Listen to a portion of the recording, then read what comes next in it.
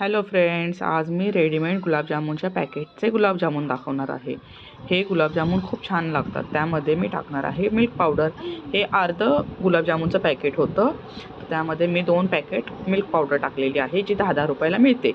आता मी त्याच्यामध्ये दूध टाकून एक छान असा घट्ट नाही सैलसर गोळा मळून घेणार आहे।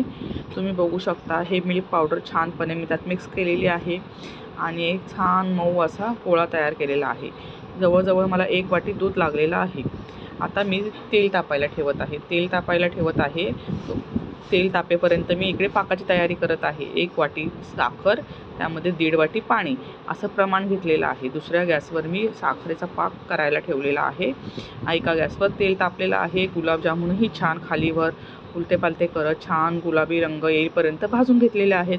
तुम्ही बघू शकता गुलाबजामुन चारी बाजूनी छान भाजले गेले आहेत। मग आता हे गुलाबजामुन पूर्णपणे थंड करायचे आहेत, पूर्णपणे, म्हणजे ते पाकामध्ये विरघळत नाहीत। पाक एकदा गरम करून घेऊया आणि पाकाला उकळी आली की त्यामध्ये गुलाबजामुन टाकूया। गुलाबजामुन टाकले की त्याला झाकण ठेवून एक उकळ काढून घेऊया, म्हणजे गुलाबजामुनच्या आतमध्ये पाक शोषला जाईल। आता ह्यावर आपण झाकण ठेवू आणि तुम्ही बघू शकता गुलाबजामुन किती छान झालेले आहेत आणि आतमध्येपर्यंत पाक मुरला गेलेला आहे। हे जवळजवळ 3 ते 4 तास आपण ठेवणार आहोत। तुम्ही बघा आतपर्यंत पाक मुरला गेलेला आहे आणि